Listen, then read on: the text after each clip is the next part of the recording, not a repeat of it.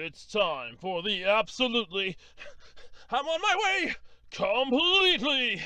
I'm almost there! Random!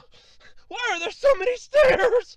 Podcast! Oh, jeez! With Andrew Rhodes. Hello, everybody, and welcome to the absolutely completely random podcast for Saturday, September 11th, 2021. I'm your host, as usual, Andrew Rhodes, here on the Web Designer 18 YouTube channel. And what am I going to talk about this week? Well, besides the fact that I actually managed to make it to Saturday and didn't go crazy, and I have allergies that will probably be bugging me throughout the podcast, thanks to breathing in a lot of dust at work.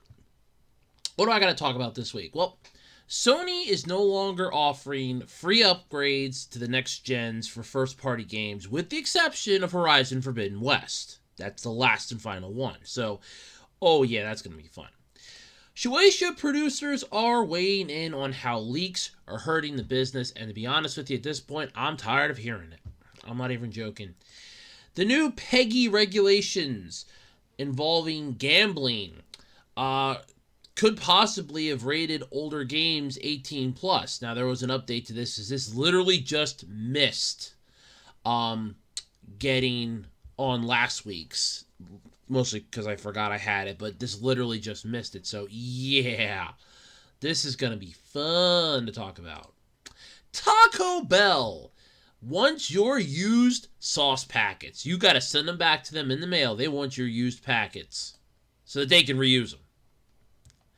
Yeah, that's going to be fun to talk about. Bethesda is undelaying Fallout 76's next expansion after the refund debacle. Season 6 is going to be going live originally as planned amid the microtransaction fan freakout. With Bethesda, it's not really a freakout, it's more of a preventative measure.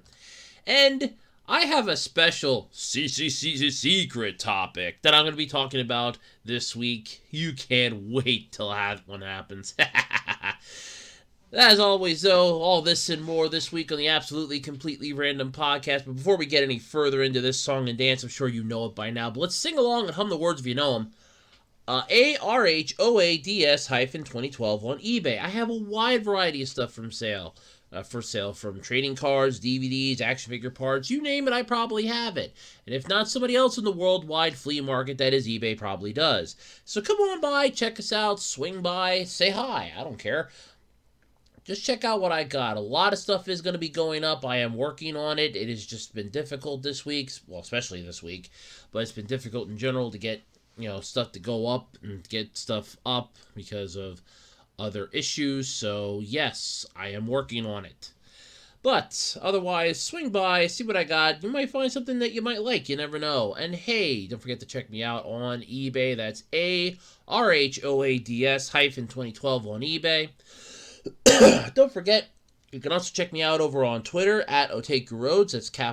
That's the @ symbol, capital OTAKU, capital RHOADS. Over on Twitter, come by, shoot the shit. And hey, don't forget to check out the official Web Designer 18 Facebook page. I do have a Ko-fi page for this channel. Come by, swing out, support the channel if you can. And don't forget to like, comment, and subscribe right here on the YouTube channel, because that's always good for the YouTube algorithm. Damned if I know why, but it usually is. Alright, so how did my week go? Well, I survived. Yeah, this was the week from hell. Wednesday was enjoyable. Thursday, not so much. I ended up breathing in a crap ton of dust at work, which has been playing havoc with me now since, which has not been fun. I did end up getting Friday morning off, so that was nice. And I still have to go in yet today. I have to go in Sunday, and then Tuesday and Wednesday, and then next Friday, so yay! Yeah, I know. Well, I have a job, so I don't like it, but I have one. But yeah, despite all this, though, week's been kind of entertaining. Did get the phone situation fixed up. So, for those of you that missed it last week, I talked about this. I had to upgrade both mine and my mom's phones. Now, we have TracFone. And I'm starting to lose faith in TracFone. Just saying, I'm starting to lose faith in the company. So, TracFone put out a message to all of their users, hey, if you have a 3G phone, you need to upgrade. 3G's been phased out. It's not going to be supported much longer. Upgrade ASAP to newer phone, otherwise you'll start experiencing dropped calls, you'll start experiencing this and this. You have no choice in the matter anymore. So, damn it. What was pissing me off is that you can't really check your balance. It's not on the phone. You actually have to go, online to check it. And I'm like, God damn it. So then I found one that I figured, well, hey, because inventory's coming up, which is why my week has been so messed up as it is. I'm like, yeah, I'm just gonna get this one because I need to stay in touch with work just in case something, my schedule gets changed or something. So I upgraded mine first, and mine was all right. It's only a $20 phone, so wasn't expecting the world on a platter here with this. Then my mom, I had to upgrade hers, and I'm like, well, let me run in quick on Monday and get that, which was Labor Day. And boy, am I glad I decided to do that, because I thought, well, here, I'm going to get two of the one that I want to get my mom, because I thought, worst case scenario, I might change mine up. And when I went to get it on Monday, the guy's like, as I said, yeah, I got an email from TracFone, got to upgrade my phone, and I went to Target. I went to Target twice, to be honest with you, to get these. So the second time, the guy's like, oh, yeah, we had everybody's been coming in here all weekend buying up our TracFones. He's like, we barely have any, that's literally what we have left. And I took the last two of the one that they had. So I'm like, oh, well, that's great. I'm like, yeah, I picked a real good day to come in here and do this. So that was Monday. So my phone was already done Saturday. And what was supposedly like an hour, my ass, took more like, let's see, I did that at 11 o'clock in the morning. By 4 o'clock in the afternoon, my phone was finally set up and it was okay. And I'm like, son of a bitch. So then Tuesday morning, I'm like, yeah, might as well try to get this done for my mom as quickly as I can, because this is liable to be an all-day thing.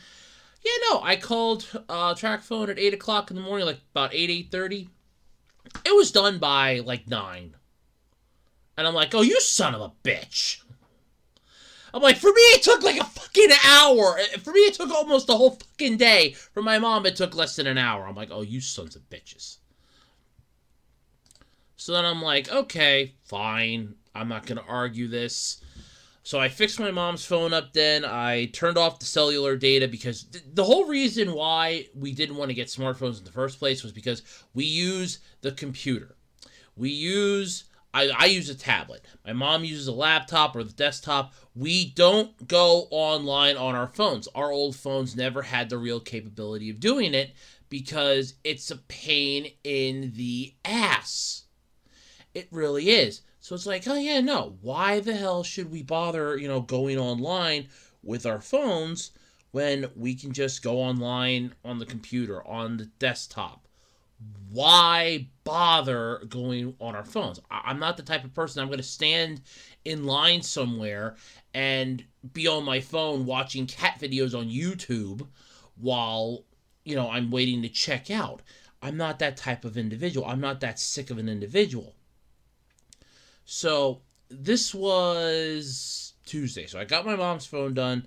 I called to make sure that, I called a friend of ours who was working to make sure she could hear me. And I'm like, okay, cool. Because my mom, it was the local laundromat, and I knew my mom was there. And I'm like, yeah, hey, can you let my mom know that if she's still down there? Oh, yeah, she's still down here. I said, okay, let her know that her phone's up and running then.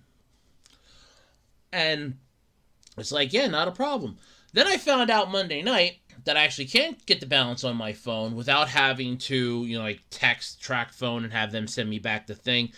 Whereas I can just put the Wi-Fi on my phone, and I have a flip phone. For those of you wondering, I have an Octel My Flip 2. That's my phone now. My mom has a Blue View 2. And I found out that, oh yeah, you can easily get the balance, just do this. And I'm like, oh, you son of a bitch. So then I'm standing there holding both phones. My mom said, okay, so which one looks better on me? The one like yours or the one that I have? And she's looking at me like, the one that you have. That actually looks better. So I look better with a flip phone, apparently, than I do holding a smartphone against my ear. I look better holding something that, cocks at an angle than holding a straight brick against my ear. That's what she's trying to say. And I'm like, okay, that works for me. But, this way we at least have newer phones in case we do decide to change providers. Because, like I said, TrackPhone, I love TrackPhone. I really do. I wish that they would give you an option. Because I know I got like a text yesterday where they were like, oh yeah, you could have like unlimited, texts and calls. And I'm like, oh God, I would love that. I wouldn't have to worry about texting and calling. I wouldn't have to worry about, oh my God, I would love that. But of course, apparently the offer was used up by the time I got the freaking text. I'm like, oh God damn it. I would have loved that. Of course, I probably would have had to pay for it, but I would have loved that, not having to worry about keeping track of how many minutes, how many calls I have left, how many texts I have left. I would have loved that. I mean, in all honesty, if I would find a better job, I would probably consider TrackPhone stupid thing, just throw my mom's phone under mine, and then just go, okay, here we go, boom, both of our phones, and I'll just pay for it each month, and just go for one of their stupid auto-renewal things, but at the same time, if I'm doing that, I'd be just like, well, why don't we just go to a fucking contract phone, then just bring our phones with us? I mean, if I'm going to be paying per month, well, I can cut a tremendous amount of the money right off the bat. Here, I just bring our phones. Just unlock our phones, put them onto your goddamn network, and then call it a day. Which would be my solution to that problem. But yeah, this is the thing that bothers me is that I love how, like, in futuristic shows, we always have those, like, universal cell service. Like, everybody has the same cell provider. It is just like a worldwide cellular provider. And it's just perfect. There's no, dropped calls or anything. It's beautiful. And I'm like, why the hell can't we have that now? And I'm just, like, scratching that in my head. I'm like, God damn it. But, yeah, so that was mostly my week. Some stuff at work going into this coming inventory in next week, so yay. And then I have my allergies now bugging the living shit out of me because I breathed in a crap ton of dust from the floor at work, which is really great because that plays havoc with my allergies like you wouldn't believe. And it's not the problem that I can't get rid of it. It's got to work its way out. Because, I don't have hot water right now. We lost power at half the frickin' house again. I don't have hot water. I haven't had hot water at home for, oh God, since February. This is like the start of February. I haven't had hot water at home. And it's like, look, I can take a shower. That's not exactly going to help get the crap out of me. It has to work itself out now. Because that's how it is with me. It has to work itself out. So it's like I'm going to have a scratchy throat. My allergies are going into overdrive. Yeah, it sucks, but unfortunately, that's what it is. And it bothers me, but that's what it is.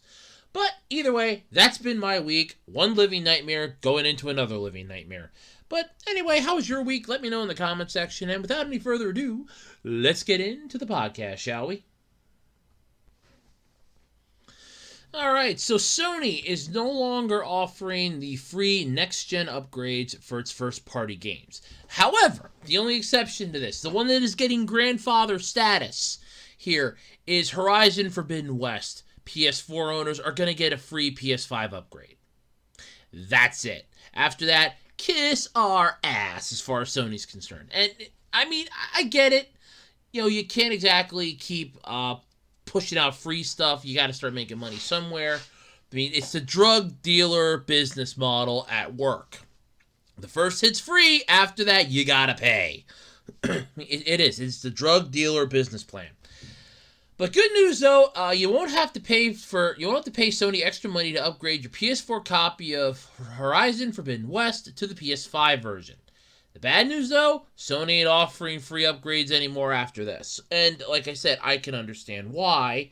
Because you're going to start losing money. And Sony is not about, oh, well, we're not going to start losing money over this stupid shit. No, they're going to milk this for all it's worth. So earlier in the week, Sony revealed the confusing details surrounding how to pre-order Horizon Forbidden West, including 9 different versions of the game. 9 different versions of a game. This is where we've gotten to now with video game releases. 9 different versions of the game. I am truly impressed. 9. Yep. Some are more expensive variants, including both the option to play on PS4 and the PS5.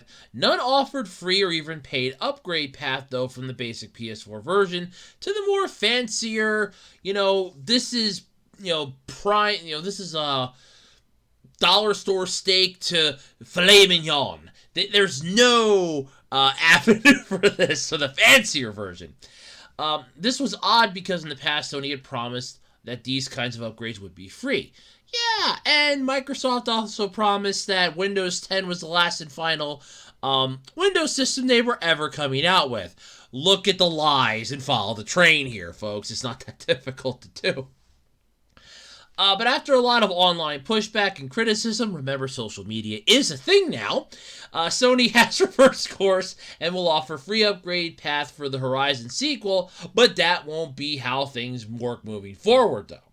Sony's also confirmed that it will no longer offer free next-gen upgrades after this. Instead, you'll have to pay $10 to upgrade digital copies of future PlayStation exclusives. So, the games that are now costing like $70 a pop to begin with. Now, I'll have to pay an extra $10 if I would want my digital copy, which is going to take me like an hour and a half to fucking download to begin with. I'm going to want to upgrade that to the PS5 version from the PS4 digital version, and I have to pay you an extra $10. So now it's going to cost me $80. Do you see how the video game industry is starting to basically implode upon itself? You're overcharging for your games, and then you pump out more games, and you're literally milking Betsy the cow's teats dry here. Okay? The udder cannot take much more of this crap. And you just keep milking her dry. But over on the official PlayStation blog, a post announcing the 9 versions of Horizon Forbidden West, a new update was added last night. By the way, this article came out on last Sunday, so yeah, bear that in mind. In this update, Jim Ryan, president and CEO of Sony Interactive Entertainment, explained how the company had missed the mark with how it handled the rollout of pre-orders for Forbidden West. Ryan also explained that everyone who buys the open-world sequel on PS4 will now get the PS5 version for free. Hence, like I said, the drug dealer business plan. The first hit's free, after that, your ass is mine. That's basically true. But it wasn't all good news, though. In the same blog post update, Ryan's revealed that free upgrades were no longer part of Sony's next-gen plans. No, because their happy system costs too much money to make, and they need to recoup their losses somehow, and you people aren't buying enough games to offset it, so of course, they want to make more. I also want to confirm today that moving forward, PlayStation first-party exclusive cross-gen titles, newly released on PS4 and PS5, both digital and physical, will offer a $10 USD digital upgrade option from PS4 to PS5. This will apply to all the next-gen, this will apply to the next God of War and Gran Turismo 7, and any other exclusive cross-gen PS4, PS5 title published by Sony Interactive Entertainment. So, you basically are saying that, and I quote, you have to pay us to upgrade your game, you have no choice, or just buy the next upgrade, or just buy the upper version. Yeah, why do I see that being a thing? It already seems like Sony wasn't interested in offering free upgrades to PS5 for their older PS4 games as it was after the next-gen release of Ghost of, what's that? Tsushima? Yeah, Tsushima Director's Cut involved only a paid upgrade option for current-gen owners. This new statement and announcement seems to solidify what appeared obvious. Sort of like how I keep saying that Microsoft wants to make Windows a subscription-based service. And if you actually look at it, you need to have like a Microsoft account. They keep pushing you to have a Microsoft account because they're going to come after the ones that had the Microsoft account. And it's going to be, you're going to need the Microsoft account because we're going to start charging you per month to use our service. Hello, Sony is showing you the exact reason why both of these things are a bad idea. So, yeah. Sony will not let you upgrade first-party PS4 games for free anymore. This does seem to contradict earlier statements, though, where Ryan himself talked about players having a choice. Yeah, no. Choice is an illusion. Okay, I will quote the one hippie that I know. Choice is an illusion. You have no choice. You have no choice in anything. Destiny's pre-designed. Your illusion of choice, that's what you consider choice. Yeah. When it comes to buying new consoles and games. No, you don't have a choice. It's just buy the newer console, buy the next gen console. Forget the one you literally spent $500 some on. Go buy another $500 console. Sell that PS4 on eBay or something, and use that money. Buy yourself a PS5. By the way, not backwards compatible, because I'll guarantee you they'll make sure it's not. So that you can just buy all of our newer games for this higher price point. It's going to be like $70, $80, $90 for a new game. I remember back when games, when they first came out, were $30. Wow, I feel old, but dear God, they were $30. I don't mind spending $30 for a brand new game. $40 at most. If there was a couple games I bought that were $40 brand new, but they backed it up. Look at Star Wars The Force Unleashed. That was the first, I think that was the first and only $40 game I ever really bought. And it backed it up. And I mean that. It backed it up. It brought to the table enough to immerse me that's like, look, I don't mind spending $40 for this. There's a lot you can do. There's some replay value in this. You unlock a lot of the skins. You can play the entire game as Obi-Wan Kenobi. Granted, you can't see any of the cutscenes then, but you can play as Obi-Wan Kenobi, chucking force lightning at people. Hell yeah! That'd be cool. But at the same time, I could see nowadays, oh yeah, here, let's release a game. Like, let's say we have a handheld system. Let's go with the Nintendo Switch for a minute. And let's say that on the Nintendo Switch, I release a game and I price it at $79.99 MSRP. And all of a sudden, the game's like, you can beat the game in an hour and a half.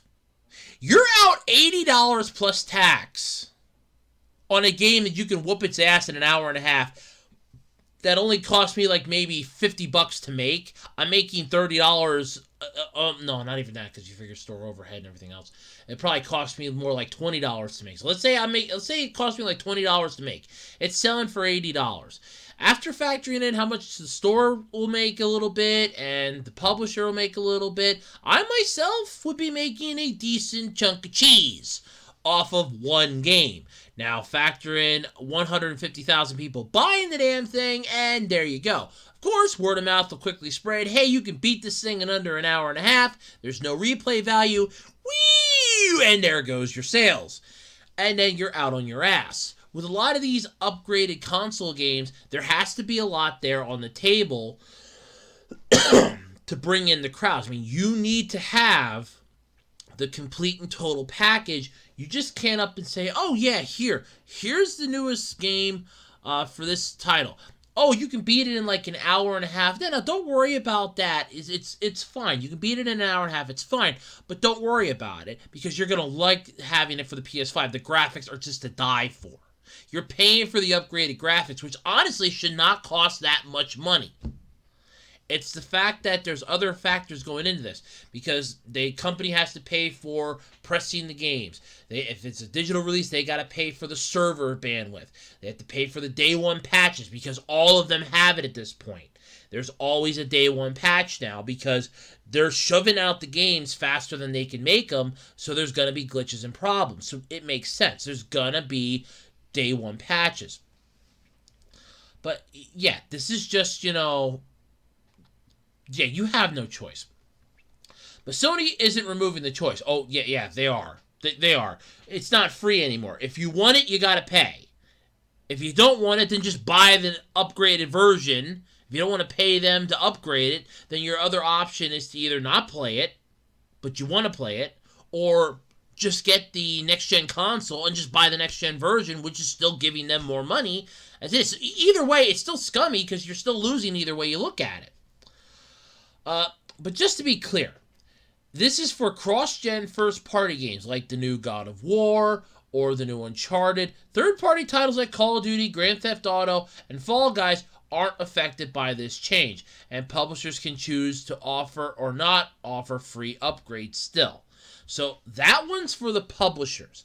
This is for cross-gen first-party games, not the third-party. This is the ones that are designed by Sony, that Sony has their hands in the cookie jar.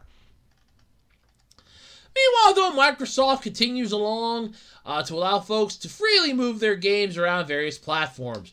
See, this is where you know the song and dance is going. I mean, Nintendo is still sitting high on their throne with their Switch. They're like, oh yeah, look at Sony and Microsoft down there beating the crap out of each other with sticks and twigs. Oh my God, it's beautiful. You know, we're sitting up here, we're drinking champagne. Hey, we're drinking everything, and we have the feast up here. I wish these two would get off their ass and get up here already. I'm lonely up here at the top, and I wish they would get off their ass and get up here, but they're not going to. But yeah, I mean, Microsoft's allowing you to freely move your stuff around. I mean, even Nintendo kind of, to a point, they have, like, their classic shop where you can, like, download. Ironically, it's ROMs. That's exactly what it fucking is.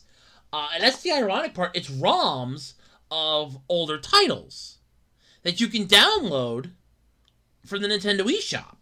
So it's like, so they're even bringing you back like the old school classics. So basically you can still play like the old school, Earthbound. Well, they had that for the, NES Classic. Well, what is the NES Classic? It's basically just an over-glorified Raspberry Pi with an emulator built into it, and the emulator has a shit ton of ROMs installed. That's literally all it is. I shit you not, that's all these are. And they're letting you play stuff like, oh, here, play some older games. Here, the Nintendo eShop. You can play these on the Switch. Microsoft, hey, you can move stuff from the Xbox One back to the Series X. Yeah, we don't care. You can play it on your PC. We don't care. We're Microsoft. We already pissed off a lot of people with Windows 11. What the hell do we care? As long as the gamers are happy, we'll make some money somehow. That's Microsoft's business plan. But Sony, it's just like, I'm going to be number one. They're trying to pull like the Highlander, like there could be only one, and Nintendo's sitting high up on their fucking throne right now. It's like, just holy crap. But it's just hilarious. But yeah, you can switch it around various platforms. You can buy Forza on Xbox One, then play it on your Xbox Series S, and then play it on your PC, and you don't have to pay an extra penny to upgrade it or anything like that. Smart delivery really did end up being a great idea. And in this case, Sony's just screwing themselves. Microsoft is showing Sony, look, this is how you run a business when it comes to, different generations and coexisting with one another. And you're releasing games for two different systems digitally. This is how you run this bitch. And Nintendo's still sitting high up on their throne watching the children have a fucking... They're basically having a slap fight in a sandbox. It's basically what this is. Sony's just having a slap fight with Microsoft. Nintendo's completely out of this. Nintendo's a fucking parent watching the children have this slap fight in a sandbox. Because it's like Microsoft showing Sony, this is how you do this shit. And Sony's just like, no, they have to pay money. They need to pay money. And they're just having a slap fight in a fucking sandbox. And that is the best analogy I can come up with for this. But yeah, I mean, this is hilariously stupid. But I get it. And I really do. I do get it.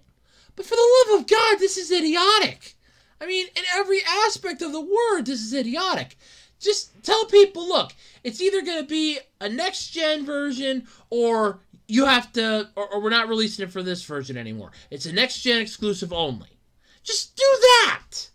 You want to phase out the PS4, I get that, because you can't balance two systems at the same time, two generations of consoles, and I get that. But at the same time, you're just pissing people off. And honestly, it's pathetic at this point. Sony's a shell of their former selves. It's basically all the games are a shell of their former selves. It's just pathetic. All right, so we all know how leaks work. Something new's coming out, stuff starts, filtering through the filters, and we start getting like updates and information of upcoming projects or upcoming shows or series, and then the producers start throwing a bitch fit. They start crying like toddlers in a sandbox or a kindergartner that just had their toy taken away, and then all of a sudden people get pissed off. Sometimes, and I'm going to say this, yes, while I hate it when stuff does get leaked, there are times when leaks are a good thing because it can help prevent a train wreck from happening. Look at that live-action Powerpuff Girls series that the CW was coming out with. Now, granted, they were retooling it afterwards. They're claiming that the leak had nothing to do with it. My ass, leak had everything to do with it, because that leak killed any momentum you had for that. Just freaking admit it. But anyway, fans are often eager to learn more about an upcoming project that they're interested in. Yes, because we are curious creatures, and curiosity does kill the cat, but in this case, it can also net you a crap ton of interest leading up to it. So never, disentail what leaks could possibly do. But this has led to leaks. Leaks can happen to everything from movies to games to anime, and Takamitsu Shueisha, I hope I pronounced that right, a rights agent and producer at Shueisha, cautions that these leaks are not harmless and could hurt the business. And here we go again, basically. So basically, they explained that this late last month in a series of tweets, fans might think they're helping by leaking things early and supposedly getting people interested. But that's not how people behind the project see it. They set themselves up for an official announcement, and they watch the reaction to that announcement. So do other companies. So, for example, if something is leaked early and then the official announcement doesn't get much attention because people are already aware of it, other companies are less likely to invest or get involved since they don't see as much of a reaction to the official announcement. This can prevent a property like an anime from getting licensed or getting more adaptations made. Or, and I'm just gonna spitball this one here, the companies could look at how many people are reacting to the leaked information, both positive and negative, and then weigh it in from that. That's a simple solution to that problem right there. Look, it's been leaked out. Okay, let's see how many people are reacting positively and negatively to the leak. Let's see how this looks. Ooh, hey, they're really liking the information that was dropped about this. Okay, that's got their mouth watered for the official announcement. And then you watch the official announcement, and then you go, how many people? Ooh, yeah. Okay, we're definitely, we're good. We're good. Like I said, there are times when leaks are a good thing because they can help prevent a train wreck from happening. You don't want to have a business that's investing in like an anime series and have the anime series, let's make it be like Interspecies Reviewer. Let me just throw that one back under the bus again if I can. And all of a sudden it's like, oh yeah, we have this really great series coming out. It's called Interspecies Reviewer. You're going to love it. And it gets greenlit. And then like 6 episodes in, you find out that it's basically porn. Then all of a sudden the investors are like, whoa, wait a minute, what the hell? Why did we invest in this? What the hell? What possessed us to invest in this? And there goes your funding. There goes your series. And it's like, well, the stuff leaked out. Everybody liked it. Yeah, and then it comes out that it's basically porn. You leak the stuff early to, whet the appetite. The official announcement, that's the entree coming out. In this case, yes, I'm going to say this. Leaks are not harmless, but at the same time, they're useful for certain things. As long as, pictures are getting leaked out. Like, oh, look, here's a new character design. Oh, look, here's a character for an upcoming series that we're working on. You don't know what the series is. You just know that there's a character in this that looks kind of cool. Let those things leak out and, whet the appetite of the potential, buyers, the customers, the viewers. Let that whet their appetite. Because it's almost like in a restaurant. It's the entire thing in a restaurant. Let's say that you have a restaurant that serves chicken. Okay? And the chicken looks really good. Now, somebody's sitting there kind of questioning what type of chicken they should get, and they see your meal, like you're 2 tables away from them, and they see what you're eating. They're like, hey, what do you get? Ooh, that looks good. I'm going to have what he's having. Or you're at a bar that serves no food. Somebody brings in food from the outside, like a sandwich, or like fries in McDonald's or something. That's getting them interested. Like, ooh, hey, that smells good. And then they're going to want to go eat. They're going to want to get the same thing that you're eating. It's, I guess a good way of saying it's basically like if one gazelle's ears perk up, they all perk up, basically. The ebb and flow. One gazelle's ears perk up, they all perk up. And they all run from the hyena at the same speed. And that's it's basically true. So basically, if something gets leaked, if it's interesting to like 1 or 2 people, and then they start talking about it, that might get 4 or 5 more people interested. And those 4 or 5 more people might get 6 or 7 more people interested. By the time the official announcement comes out, you have a shit ton waiting to see what this is, what the plot is, and when it's coming out. That, hey, this is very good. And at the same time, you could also go, hey, this is horrible. And fans will react to the leaks. That gives you a chance to fix it before the official release. Because then that way, look, here our official announcement comes out in like 3 weeks. We have enough time to tweak some of this to not, to make it a little better than what it originally was. It's not a total loss here. We can fix this, and that's the thing. But yeah, I there's a thing here I want to say. Something is bullshit, but this is a little bit of a BS article, I think, in my opinion. Or at least they're making it seem more harmful than it is. It's like, stop leaking our stuff. We're tired of people finding out before we announce it. But then that's what gets people hyped up for it. I really hate to say it that way, but it's true. Let's see here, where was I? Set themselves up for official announcement. They want to see reactions to other companies. So, for example, if something is leaked early and then the official announcement doesn't get much attention because the people are already aware, other companies are less likely to get involved or invested. They don't see the reaction of the official announcement. And this can prevent a property getting licensed and adaptations. He doesn't like leakers, though, apparently. Getting positive attention for what they do. He also made it clear he doesn't blame people who are hanging around on the internet or scrolling through something and accidentally come across some leaked material. Oh, no, you are. No, you are. Because then that person then spreads the word about it because, hey, look, this is really cool. Like on Twitter, hey, this is really cool. I'm going to retweet this. I'm going to quote tweet this. And then next thing you know, yeah, you're a leaker. Now you're what they hate. So, sorry, that one's one of those, you can't say you don't like the one and you hate the other at the same time because they're both the same at this point. Because it had to came from one source first, and how do you know it didn't get leaked by somebody in your goddamn company? Yeah, I don't blame people who just hang around the internet. No, yes you do. He just asked that you not pay attention to the leaks. Well, how the fuck is that? Are you supposed to turn a blind eye to something that looks freaking cool? Oh, yeah, okay, sure. It's like a dead body on the side of the road. I'm not going to pay attention to the dead body on the side of the road. No. Screw that noise. Screw that noise. I am not going to pay attention to the dead body on the side of the road, but I am going to pay attention to the birds that are pecking at the corpse of the dead body on the side of the road. They're interesting. But according to him, though, Shueisha is working hard to fight against leaks, but it's pretty hard to stop them altogether. So he asked people to all work together by not taking part in leaks.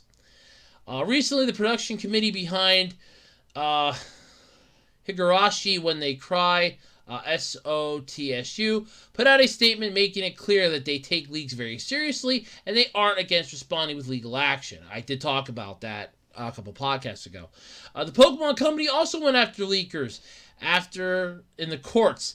After the leaked material was taken out of context and got the business bad publicity. Let me guess, the whole Pikachu's going to be evolving thing? Yeah.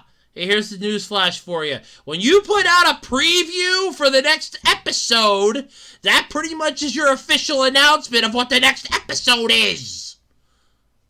On top of that, there's a majority of times where your official website, if it's like a series or something, and there are episodes that get released, A lot of times what they'll do is they'll put the episodes up like on their official site. They'll put up like a small description, a teaser, if you will, as to what each episode is that's coming up. This way, they know, hey, look, we'll get somebody in here for this. They'll know to pay attention to make sure that they don't miss it. They might be interested in watching a couple of these. You never know. And they'll put like a little, like a 1 or 2 sentence, teaser there to try to, get your attention. But when the official preview for the next episode drops, that's your official announcement as far as I'm concerned in regards to what's happening. So if this is the entire Pikachu's going to be evolving thing, a lot of people started freaking out about that after the preview dropped. And that was an entire 7-day onslaught of what the hell's going to happen, waiting for that moment to come. So, yeah, kiss off on that.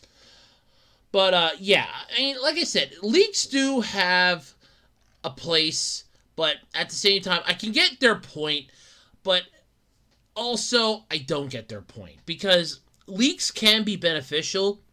You want to whet somebody's appetite. Like, I use the analogy of the restaurant, but I'm just going to go right back to it. It's the same thing. I mean, I go to a restaurant, and I'm wondering what the hell do I want to eat. I am looking around at some of the other patrons, and I am looking at some of the items that they're sitting down and eating. I'm like, ooh, that looks good. Hey, that looks kind of good. And then I'm looking in the menu, trying to figure out what the fuck it is they're eating. I ask them, I go, is it any good? Yeah. Hey, I'll take one of that. That looks really good. They say it's really good. Yeah, I'll take one of those. It's the entire gazelle thing. If one gazelle's ears perk up, they all perk up. In this case, hey, look, when it comes to anime, hey, one person's, ears perk up with something cool, they all perk up. And there are times when leaks can be extremely beneficial, like if you have a potential dumpster fire on your hands, this could help prevent the dumpster fire. All of a sudden, it's like, yeah, we put out the trailer for the newest series, and man, the fan reaction sucks. I mean, look at the Sonic the Hedgehog movie when that came out. There were leaked images and leaked posters that were coming out, but we, the fans, weren't exactly buying it. We weren't believing that this is what Sonic was going to be. We figured it was like early pre-production stuff that they had used for like potential business meetings and to get investors involved.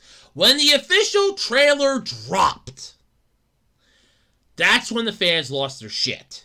Myself included. That's when everything hit the damn fan. So, and to be fair, like I said again and again and again and again and again, if they wouldn't have done it within the span of 24 hours, I would have believed that they actually didn't plan this, but they planned it. Because they knew that if the stuff gets leaked out, hey, we're going to leak some of this stuff out, see how the fans react to this. We're not sure how this is going to work out for us. We're going to see how the fans react. Okay, they're pissed. They are uber pissed. They're massively uber pissed. And then they fix it. Yeah. So there are times when leaks can be beneficial, but as far as, I really would hate to say this, but as far as, we hate the leakers, you're really digging yourselves a grave here, because by the time your official announcement comes out, that could also be overshadowed by, like, say, another company's official announcement. And people are going to be like, hey, we're more interested in their announcement because they were putting out teasers for it. You wanted to keep everything so tight-knit that we don't care. It's like, oh, look, some leaked stuff dropped out. Hey, this is pretty cool. Hey, so they're the ones that are making this thing that looks pretty cool. Hey, I got to see what this is. And then that'll get people viewing it. See, like I said, it's a double-edged sword, basically. It is literally a double-edged sword. But it's, that's what it is. Alright, so this topic literally just missed getting on last week's podcast, mostly because I honestly had forgotten that I had it. I did. So, for those of you over across the pond, as you would say over in Britain, basically the EU, PEGI, P-E-G-I, the people that rate the games over there, sort of like what the ESRB is here in the US. Yeah, overseas, it's PEGI. Well, at least across the pond, it's PEGI. And PEGI has put out new gambling criteria for games. So any game that basically deals with gambling or influences the, act of gambling is 18 plus. That's it. No question, it's 18 plus. So fans were worried that this was going to make like Pokemon and Golden Sun and some other games that came out beforehand rated 18 plus now if they would get re-released because they had gambling. Like look at the Pokemon slot machines. Like the Game Corner, that's all slot machines. That already got them in hot water. You have the dice and the slots in Golden Sun. You have the fountain in Golden Sun. And that got a lot of people a little weary. So there did come out with an update to this, which is in the article too. So a representative from PEGI has provided a further clarification on the updated rules regarding the gambling in the games. So older titles would be upgraded, would only be upgraded to the 18 plus if they were re-released with changes. So technically making it a new game. So in other words, if the game stays the same, but you're just like brightening up the colors, you're making it more HD, but you're not changing the core gameplay mechanic at all, it'll still hold true to your title. At least that's what I'm getting at this. So here we go. So the original article, which was posted on September 1st. So PEGI, which serves as a video game content rating system across Europe, has updated its criteria regarding gambling in games. The change means that any game which encourages or teaches gambling will now be instantly, no questions asked, classified 18 plus. PEGI 18, the highest rating you can possibly get. That's not good.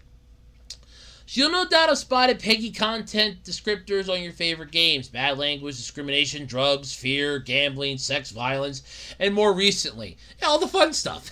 Game purchases can also all be noted on the game's box or store page, along with an age rating between 3 and 18 to match the content included. So over time, though, these descriptors are reviewed while a game containing gambling could previously get away with being a PEGI 12 or PEGI 16. That's not going to happen anymore. Now, PEGI 18. So apparently, in 2020, they changed the criteria so that in future, any games featuring moving and images that teach and or glamorize the use of games of chance that are played, carried out as traditional means of gambling, will be rated PEGI 18. That's basically like rating it M for mature here in the States. This refers to types of betting or gambling for money that is normally played or carried out in casinos, gambling halls, or racetracks. Now, before I go any further into this, how does this stack up for the goddamn loot boxes? Because that's gambling. That is pure-ass gambling. So does that mean that FIFA, Madden, NBA, does that mean that all of those games now in Europe are 18 plus? Because if that's the case, then you have officially done what the ESRB has refused to do. Because the ESRB has refused to basically slap these bitches with a fine or tell them you cannot glamorize gambling to children, which they have, and I did rant about this with my Madden rant. So if this is the case, does that mean that, at least in Europe, you cannot get away with this bullshit? And if that's true, holy shit, that's a game changer. That is a huge game changer. If loot boxes are included in this, that is a huge game changer in more ways than one. But it does not cover games where betting or gambling is simply part of the general storyline. The game must actually teach the player how to gamble or bet and or glamorize gambling. For example, this will include games that teach players how to play card games that are usually played for money or how to play the odds in horse racing. Again, how does this stack up for loot boxes? Because you're glamorizing gambling. Look, you have a chance, a 1 in 5 chance. You pull the packs, you pay us, you pull the packs, and it's a random chance. That's gambling. So as noted by Ask About Games, one Switch title affected by the rule change is Overboard, a murder mystery text adventure that includes mild violence, suggestive themes, and the use of alcohol. Content will be usually given a PEGI 12 rating.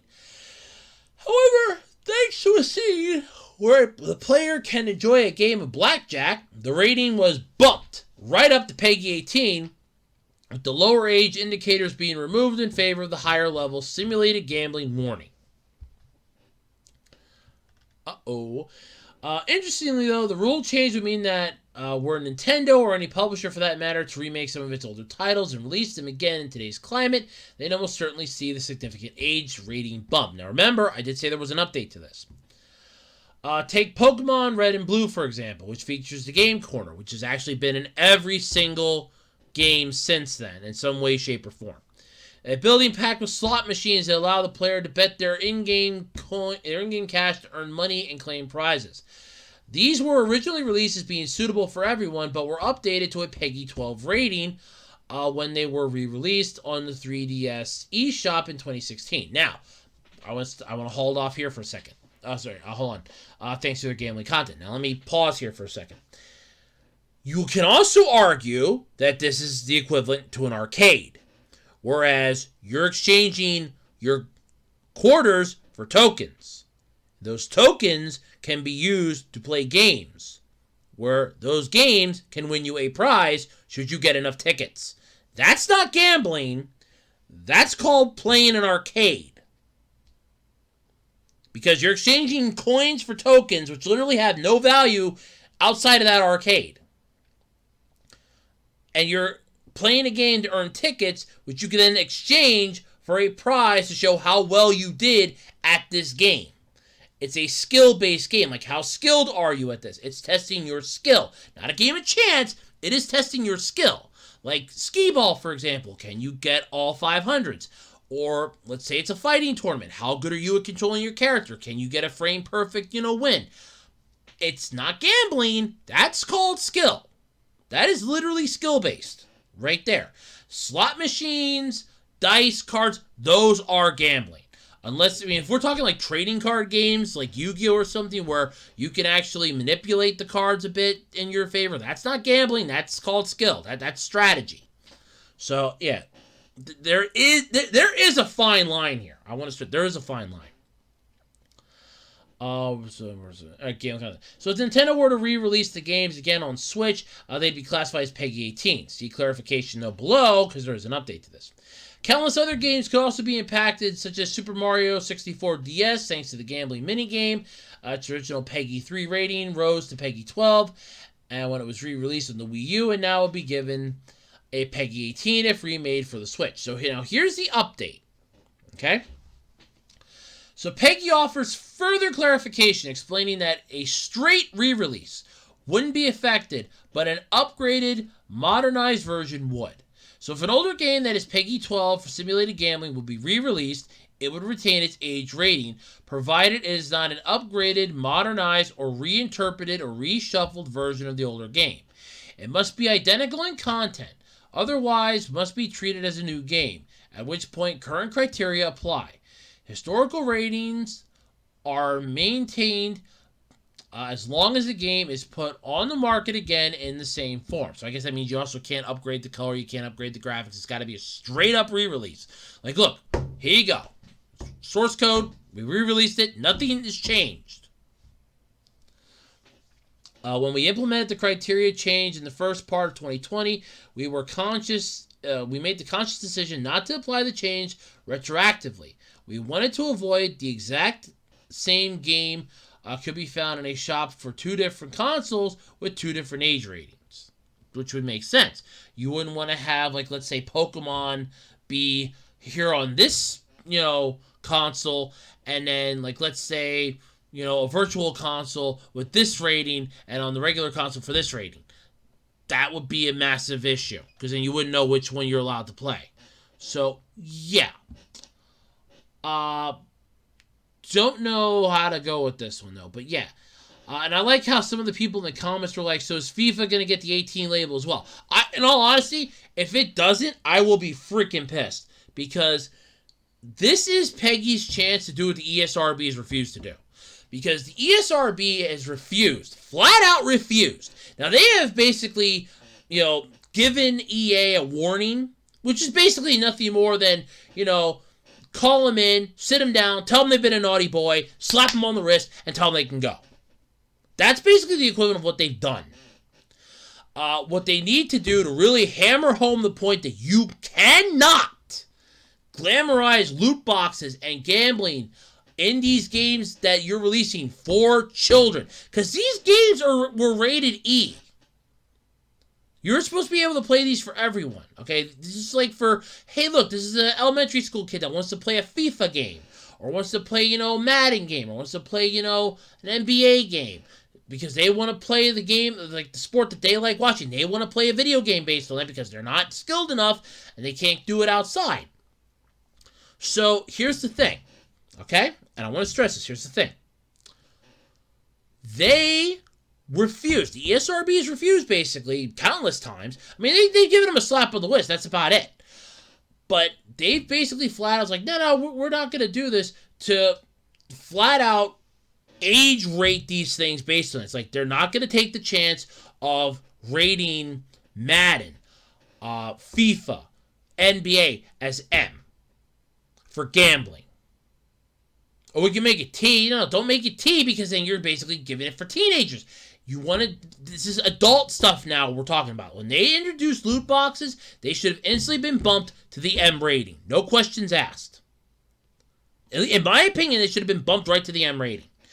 And if this holds true for PEGI stuff, if PEGI rated games that induce gambling, so if this includes loot boxes, then I hope to God that this includes FIFA, Madden, NBA, all those sports games that have loot boxes in it. I hope every single one of them gets this PEGI 18 rating to screw them over and show them that this shit's got to stop. I mean, I would have an issue with this if it would be like you're earning like card packs in game. Like if you complete a challenge, oh, here's a card pack. You open it up and that card pack is something you get in game.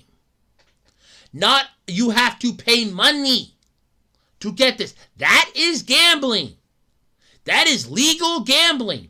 And it is horrifying that it's what it is. But honestly, I hope that this counts for it. I really do. But as far as the older games, so long as they don't change it, it's fine. Yeah, so I guess this kind of puts the kibosh on us possibly getting a Golden Sun remake. A re-release would have been nice, but I think this will probably kill that now, because this would mean that, yeah. So if it's an upgraded, modernized version, it would end up qualifying under the PEGI 18 rating, which would hurt it tremendously. So I'm kind of hurt now, because on the one end, I really wanted a Golden Sun remake, but on the other end now, because this game did very well overseas too, that'll kill it over there, and then there won't be any hope for it here. And that's it. And it sucks, because Golden Sun is a really good game, but you have the slot machine, you have the dice game, and it's both in the original and in Lost Age. Lost Age had the dice. I think the original one I know the original one had the slot machine. I don't remember if it had the dice in it or not. It's been a while since I actually played it. I know it had the slot machine. I know they both had the slot machine, to be honest with you, but I don't remember if they both had the dice or not. I think... Oh, no, they did. They both had dice in it, too. There's just that there was a different version of the dice in the Lost Age. And I'm pretty sure Dark Dawn had a version of gambling, too, somewhere in it. I don't remember where. But, yeah, so all that basically means that, hey, you cannot bring it out. You cannot do it. That's it. It sucks. It blows, but it's true. And that's where it ends. But does this mean it's all bad news? Well, no. As long as it doesn't change the core aspect of it, they should be fine. But at the same time, you know that that's not going to happen. So, looks like that's the end of any possible remakes or reboots for some of these games that we wanted. So, that sucks. But at the same time, I'm happy that they're cracking down on it. I really am. Because it's a good thing that they're cracking down. Taco Bell. This is, I don't even know where to begin with this. So Taco Bell wants you to send them back your used sauce packets so that they can reuse them. Oh, I can't even begin to tell you how creepy up this is, but yeah, sure, let's go for it. So Taco Bell has plans. They have a plan. Yeah, let's, okay. That's a good way of wording it. They want to recycle some 8 billion pounds, or some of the 8 billion pounds of used sauce packets that go into the U.S. landfills every year. The fast food chain is rolling out a nationwide pilot program for customers to send used sauce packets back through the mail. Oh, yeah, it's going to be fun. The program, which was initially announced as a trial in April, was created with recycling company TerraCycle to divert as many used sauce packets as possible away from landfills and reuse them. Yeah, if you're not creeped out and grossed out yet, that next hot sauce packet you get from Taco Bell might have been used by somebody else. They could have had their lips all over that, sucking the hot sauce out. Oh yeah, no, man. Oh hell no. Yeah, I'm now freaking the hell out now. I'm really glad I don't need a Taco Bell. I'm really glad at that. But here's how it works. Customers are going to sign up for a TerraCycle account, collect empty sauce packets, and in a recyclable container, print a few shipping labels from TerraCycle's website, and ship the box back via UPS. Taco Bell will display QR code and other signage in various parts of the restaurant to promote the program and encourage signups. Look, it's bad enough that in Demolition Man, Taco Bell was the one restaurant that survived the franchise wars. I kind of found that horrible, and every time I think about that, it just makes me remember. Every time somebody tells me something about Taco Bell, first thing I think of is, oh God. I'm like, Taco Bell, I instantly think of Demolition Man. And when I think of Demolition Man, I think of my mom walking in on me watching the movie, trying to figure out what the hell is going on in the one scene, and she's asking me what the hell is going on in the one scene. And she had to walk in the middle of Sandra Bullock's character and Sylvester Stallone's character having mind sex. That's where she walks in. And she's like, what the hell are you watching? And I'm like, I don't know. I honestly didn't know what the hell I was watching anymore. I was confused. I'm like, oh my God, what am I watching? What the hell is this? It's so weird, yet I can't look away. It was so bad. But rather than dropping off the used sauce packets at a restaurant, Taco Bell is using the mail.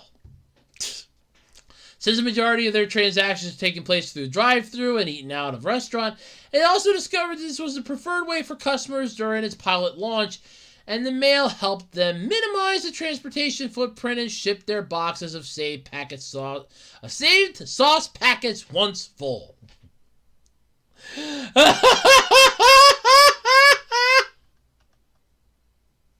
I can't even tell you how creepy this is. You want people to send you back their used sauce packets so you can reuse them. You sick people.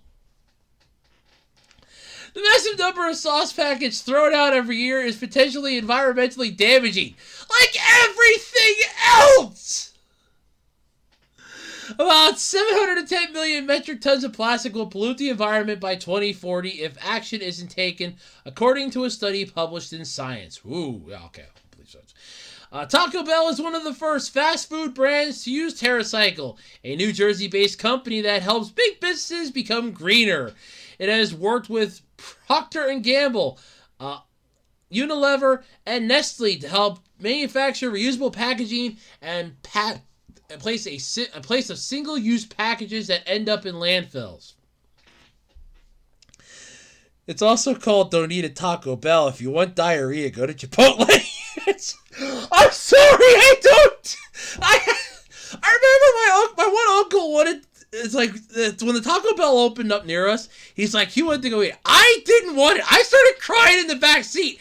I was the only one. It was him, me, and my mom. I was the only one out of the three of us that didn't get food poisoning. Because my mom got sick of it. He got sick of it. She goes, just buy him a goddamn Happy Meal. He was pissed that I didn't want to eat a fucking taco. And my mom got sick of it. He got sick of it. I was the only one that wasn't sick. That's what you get. The taco chain is hoping that by 2025, packaging used by its customers will be fully recyclable, compostable, and reusable. Compostable. Oh, Jesus. Why don't you just make it biodegradable and just get it over with? You don't have to worry about this crap. Just make biodegradable packets. Oh my god. Across all of its 7,000 global locations. It is said that this program is the first step, but not the final step in becoming a more sustainable brand. My god, they're going for the fucking winning the franchise wars. Oh my god, it's gonna be Taco Bell's gonna be the only restaurants anymore. My god, we're living up to Demolition Man. Oh my god, no. No. Oh my god, we're gonna be like Demolition Man. Oh. So last year, Taco Bell claimed it had ditched its popular Mexican pizza because of its packaging, which amounted to use more than 7 million pounds of paperboard each per year. So they're doing this to help the environment and at the same time make themselves feel better. I smell tax write-off. I smell a tax write-off here. I don't know if it's true, but I'm smelling a tax write-off. I swear it's a tax write-off. It feels like a tax write-off. Yeah, I'm going with a tax write-off. That's what this... You want people to recycle their used sauce package. That would be the equivalent. I hate to say it this way, folks, but I'm going to. You know I'm going this direction. You know I'm going to go there. That would be the equivalent of a clinic asking you to bring us back your used bandages. We'll sterilize them and reuse them. That's like, oh god, a preventative place that helps you, that helps with safe sex. Going here, bring us back your used condoms. We'll clean them and repackage them. We'll recycle them. Oh, don't worry about it. Don't be sterilized. If you had a venereal disease or you have crabs or herpes or whatever it is down there, don't worry about it. Those things will be sterilized, and then we'll put them right back out there for use with somebody else. Oh, gonorrhea, we don't care about that. No, it's the fucking equivalent of this. I'm all for them wanting to come up with recyclable material, but just make it biodegradable. Just make it biodegradable. Then it lands up in a landfill. It's degrading. It's biodegradable. It becomes one with the earth. Did you not learn from the Lion King how the circle of life works? Jesus Christ. I can't. Taco Bell wants me. What next? McDonald's want me to bring back my used cups, straws, containers that had my chicken nuggets in or something? They want the burger wrappers back? Oh my god, this is stupid. Here, instead of throwing out the food here, I figured I would bring it back. I figured you guys could clean it up and reuse it again. I don't know. This is idiotic. I can't take that seriously because you want them to return used sauce packets. Do you know how people eat this stuff?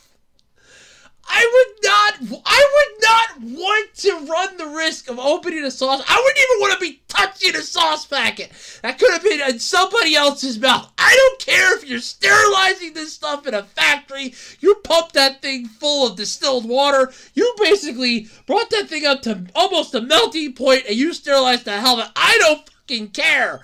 I don't want it. I don't want to touch it. For all I know, that could have been up somebody's bumhole for some kinky thing they were into with sauce up their ass. I don't fucking want that.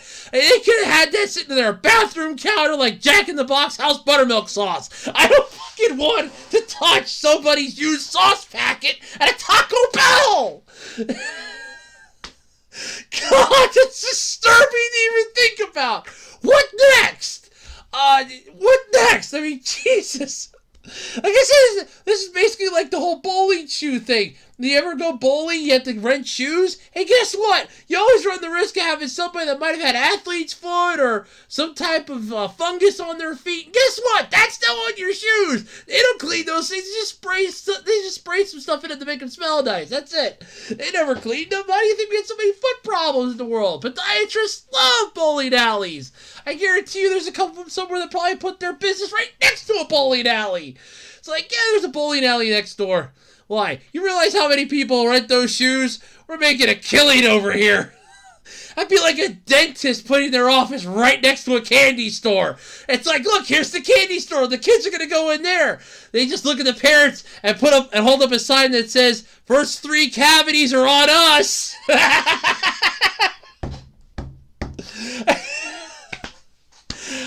I just can't take this one. This Taco Bell has gone off the deep end with this. My God. All right. Bethesda. Oh, God. Here we go again. And their dumpster fire train wreck that they're still trying to say is, the best thing that ever happened to gaming is once again front and center. Yes, I'm talking about Fallout 76. Now, for those of you that have been living under a rock for the last couple years, or just came out from your underground shelter that you built, sort of like the one in the Weird Al show, you may not have heard how bad Fallout 76 was at launch. A full retail game that Bethesda basically charged people to beta test for their ass. Now, to be fair, they have made the game somewhat more playable. As far as entertaining goes, aside from the YouTubers that get some fun out of it, I don't really see the thrill of it at this point. I literally think they're just throwing gasoline on top of a still smoldering pile of shit, but still nonetheless. But the first Fallout 76 Season 6 was set to go live, or first it was set to go live earlier this week. Yeah, on Wednesday. And then it wasn't. And then it finally was. But not before a bunch of players scrambled to buy last-minute rewards and then hit a bug as they tried to get refunds when they saw that plans had changed. It was chaotic in the way that only a live service game can be. And Bethesda responded in the most Fallout 76 way possible by offering an olive branch in the form of double XP. Oh, we're sorry that you wasted $650 that you had to borrow from your mom to get a whole bunch of stuff, thinking you were going to need it for this game, then we delayed it. Have some double experience points, but you're not getting your money back. Yay! Great. Yeah. Like a lot of other live service games, Fallout 76 has a seasonal pass called The Score. The scoreboard that players can rank up for special rewards by competing in game challenges or spending cash. Oh, Bethesda. Like you didn't learn your lesson, but oh well. No, you're never going to learn this one. Yeah. So when the season changes, the old rewards go away, incentivizing players to either finish grinding or spend money on microtransactions to acquire them before the next update goes live. Remember, folks, it's like the Todd Howard song says, it just works. Fans will fix it, and we'll just make money off the microtransactions. Yeah, we'll patch it through the microtransactions. Yeah. So that's what happened when players recently learned that Season 6 would go live on September 8th, the same day as Fallout 76's long-awaited Worlds expansion, which added a new custom servers, and base building functionality. Oh, wait. You mean servers? Wait, hold on a second now. I thought when Fallout 76 originally launched, you would never see a server, Howard. Oh, wait, that's right. You would see servers, you lying prick. You have to. It's an online game, you fucker. You have servers. How did you manage to pull that one out of your ass at that original E3? Where you're like, you will never see a server. Bullshit! EDI! I object! Objection! Yep, objection! EDI! Yep. But, oh yeah, this is great. So you get the new Worlds expansion, new custom servers.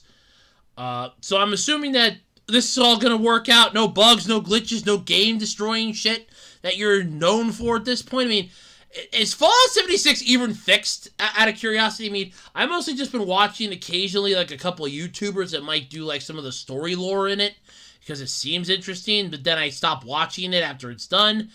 Is it even playable anymore? I mean, when it first launched, you had glitches galore. I still remember the Angry Joe video, which I still pull up every now and then just for a good laugh. You're charging $18 for blue. Then again, Madden's no better. They're charging $18 for green. But Bethesda was charging $18 for the color blue for power armor. Your caps are pathetic. And don't forget, what was that entire thing that they pulled out of their butt? that I ripped apart. I wasn't the only one that ripped it apart. That Bethesda pass where it's like you pay X amount of money a year or X amount per month and you get perks. Oh yeah, I remember that. That was fun. Oh, here we go. But as always, though, there was a bug. No shit. As Fallout 76 had occasionally been known to have. Occasionally. No, this game has more bugs than an exterminator's convention. Okay? This has more bugs than the lowest rated motel you could ever think of. And I mean the cheesy ones where they have those like really cheap pornos where everyone gets tested afterwards, even the camera guy. They all get tested afterwards. Just to make sure they didn't catch something from that motel room. Yeah, that's the type of one. The low budget porno flicks. That's the one that they have like the room for here. Yeah, this prevented players, though, from getting remaining score rewards they had spent real money to earn. Bethesda officially acknowledged it on September 7th and announced that Season 6 would be delayed by 2 weeks as a result. Quote, "We've discovered an issue affecting Season 5 rank ups, where players in some cases may be unable to claim the rewards for ranks they've purchased using atoms," the company wrote on Reddit. "As a result, we're currently planning to extend Season 5 by 2 weeks," end quote. In the meantime, Bethesda stated it would disable rank ups through microtransactions and work on fixing the problem and getting players their missing rewards. Why not just give the players their money back? How many atoms did you use? Just get the list, just go through. It's like, okay, you're having an issue with this, this, and this. Okay, find out what the value is and just refund them that in either atoms or actual money. Seriously, this is not that difficult to figure out. No, it is that difficult to figure out. Never mind, it's Bethesda. Their entire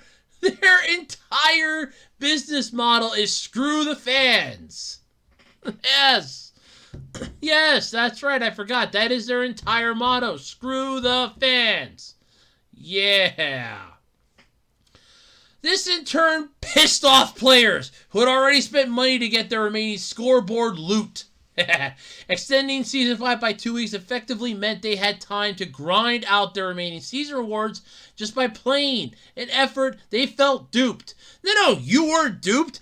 You were robbed. You were hornswoggled. You were screwed. You're not duped. They just reached into your pocket, yanked out your money, counted it out in front of you, flew your wallet back in your face, bitch slapped you a couple times, and walked off with your money. That's what they did to you. Let's just get it right here. The next day, though, call for refunds blew up on the Fallout 76 Reddit. Yes, on the subreddit.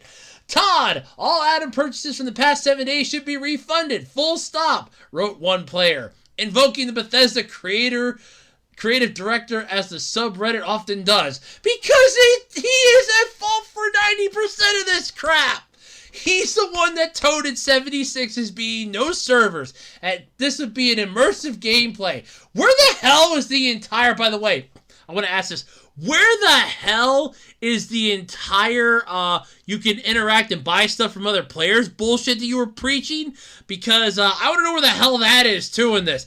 What of his actual E3 presentation for 76 was actually correct? I want to know this right now because I still think you screwed so many people it isn't funny. Yeah. Like a mysterious and all-powerful deity / meme who can only make their troubles go away with a click of a button. Well, technically he could. It's called shut off the fucking servers. Fallout 76 is done. He could easily bring this whole nightmare to an end, but he chooses not to. The puppet master wants to see Pinocchio dance on the vat of acid. Yeah. Instead, Bethesda decided to suddenly reverse course and launch Season 6 on time after all. Oh, damn! Now you're really gonna piss them off. So after further investigation, we have found that we can safely move forward with starting Season 6 today, September 8th, as scheduled, Bethesda wrote on the subreddit. Less than 24 hours later, the publisher continued. I love this part, by the way. We'd also like to express our sincere apologies to all of you in the community for any confusion or inconvenience our initial announcement may have caused. While we believed we would have to delay Season 6 to help make it right, we are going to kick off double XP and double score daily challenge events this weekend, starting as soon as today's patch is live until 12 p.m. Eastern Time, 1600 UTC on Monday, September 13th. Bethesda, mind you, was the same company that initially apologized for the cheap nylon bags going out to the Fallout 76 Collector's Edition, promising players $5 in Fallout 76 microtransaction bucks. So basically you get 500 atoms. And like, we're sorry, they put the BP oil thing from South Park. We're sorry. We're sorry. We're sorry. Sorry. Yeah, that's basically all they fucking did. And it's like, they call out Todd Howard, and what happens? Boom! Now you get nothing, fuckers! Suck it off! Suck it and deal with it. Yeah, no. Bethesda 76 had the worst rollout possible. You had the nylon bag disaster. It was a cheap canvas trash bag that you sent out to people instead of the nylon bag because we couldn't make enough of them. Bullshit. The game was busted. You dropped the price of this game when it launched from the AAA title price range down to bargain bin in less than 2 weeks. That's a problem. That's a huge problem. You plummeted this one down. It had busted game mechanics, the same archaic engine, problems galore, the same ones that bugged Fallout 4 that now couldn't be fixed with that same mod that the players made because you people dragged your fucking asses for so long.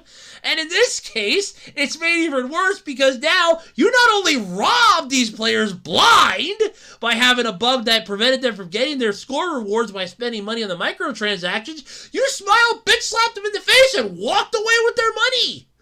Oh, we're giving you a double experience, a double score daily challenge events. That don't mean shit to the people that got screwed out of their hard-earned money. How many people will it take before Todd Howard and Bethesda realize that 76 is a train wreck? There's a fucking body count that is going half a mile wide at this point and climbing by the day, and they refuse to admit that they screwed up. Oh no, the fans will fix it. The fans are tired of dealing with this crap. But I love this, though. There's a lot of compounding factors to this mess. The first is that Fallout 76 seasons traditionally last 10 weeks, but Season 5 only lasted 9. There's also no in-game countdown letting players know when the current season will expire. And Bethesda only confirmed Season 6 end date a couple weeks ago. Some players have also complained that the current scoreboard rank-up bug has been known for some time. Then there's the little fact that Bethesda announced the delay last minute on Reddit, not in-game or on Twitter, and then reversed the decision just as suddenly and as quietly. In other words, it was a perfect recipe for a frustrating but narrow problem to blow up into a bigger line service debacle. Basically figure it this way. They made a mountain. They thought that they could just step on this anthill and call it done, not realizing that that anthill was pretty much the size of Mount Everest at this point. This is another nail in 76's coffin. And at this point, that thing has more nails in it than a goddamn hardware store. Seriously, you have dug a grave so bad for your company and so bad for this brand, it isn't funny anymore. But I'm still getting a kick out of it because you don't realize how bad you fucked up. This is beautiful. It's also one way to overshadow the otherwise neat additions coming to Fallout MMO. It's via its world's update, which includes new tools for modders and role players to have fun, role play, and help shape Fallout 76's future. The expansion is mostly free, but it comes at the cost of noise like the above. Oh yeah, it's free. Yeah, it's free. You still pay microtransactions. You are still paying Bethesda money. And in this case, if there's a bug that they know about, they can basically just reach into your pocket, take your money, hold your wallet out, count it out in front of you, bitch slap you with your wallet, chuck it back in your face, spit on you, and walk away from you because they know they can do that. They have the power to screw you now, and there's nothing you can do about it. You got hosed big time. God, it's horrifying to think about how right this is, but dear God, I just can't imagine how. Seriously. This is just, Look, at this point, I agree with him. Call out Todd Howard on the fucking subreddit. Go for it. The man is responsible for this entire nightmare from happening. You do not realize it. He can actually fix this, too, with one push of a button. It's called shut down the fucking servers. You know, the non-existent servers. The invisible servers that you'll never see. I mean, you had so many problems with 76. You're just piling more crap onto the already dead mule that's underneath it all. Oh, here, we'll chuck on some gold bars. That sounds pretty good. Hey, power armor. I'll just chuck that on there. Microtransaction. I think the mule can move yet. Flyers are buzzing around it. No, it's still good. I just can't. Oh, God, it's just funny as hell. All right, everybody, it's time for my This is a Secret topic of the week. Plans for a $400 billion new city in the American desert were unveiled. I cannot even begin to tell you how screwed up this was. Now, this was updated on the 6th of September, so this should be fun. So, imagine a city, the cleanliness of Tokyo with the diversity of New York and the social services of Stockholm.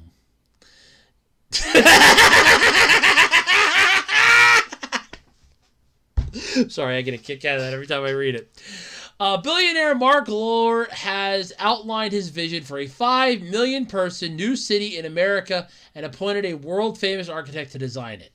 Yeah, this couldn't possibly end badly, could it? Uh-huh. No, seriously, this really couldn't possibly end. Yeah, never mind, this is going to be horrible. Now he just needs somewhere to build it and $400 billion in funding.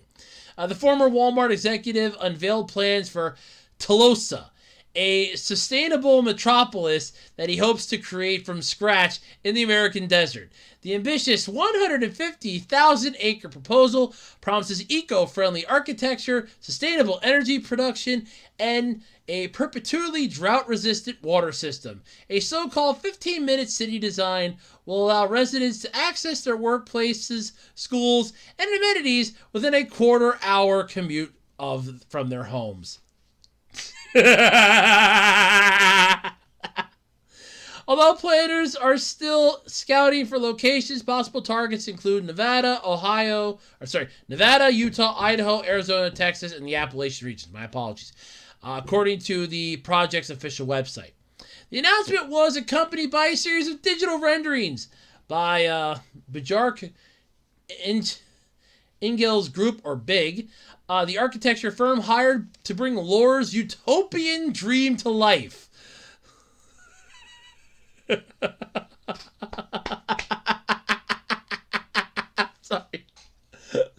sorry. It's just...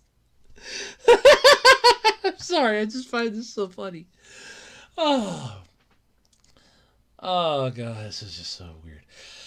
You just show residential buildings covered with greenery and imagined residents enjoying abundant open spaces with fossil fuel-powered vehicles banned in the city. Autonomous vehicles are pictured traveling down sunlit streets alongside scooters and pedestrians. Just out of curiosity, did they yank this out of an Isaac Asimov story, or yeah, I'm not buying a word of this BS. Oh my God, yeah, no,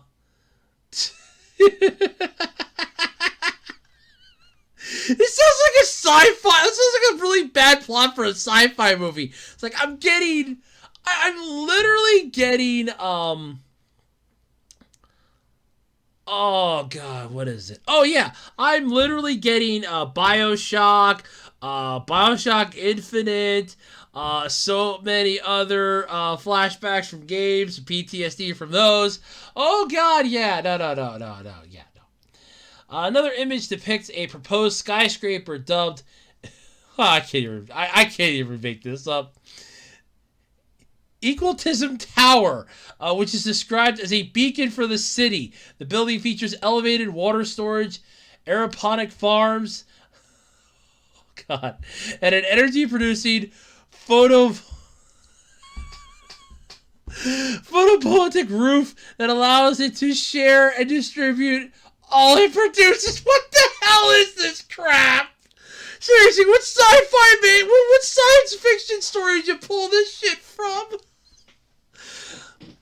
The first phase of construction, which would accommodate 50,000 residents across 1,500 acres, comes with an estimated cost of $25 billion. The whole project would be expected to exceed $400 billion, with the city reaching its target population of 5 million within 40 years. Funding will come from various sources, project organizers said, including private investors, philanthropists, federal and state grants, and economic development subsidies. Planners hope to approach state officials very soon with a view to welcoming the first residents by 2030. Oh my God. Oh, Jesus Christ.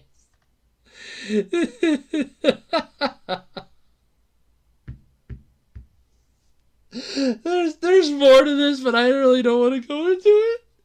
Oh my God. All of a sudden I kind of get the feeling like then all of a sudden it's going to be like, well, hey, I want to quote the devil. I want to get into your, utopia here. Oh, I'm sorry, you can't enter our utopia. You're not allowed to. And I can't. Why? Because. Why? Why? Tell me why. Tell me why I can't come into your utopia. Because you're not allowed. This is for the upper echelon. The greatest of the greats.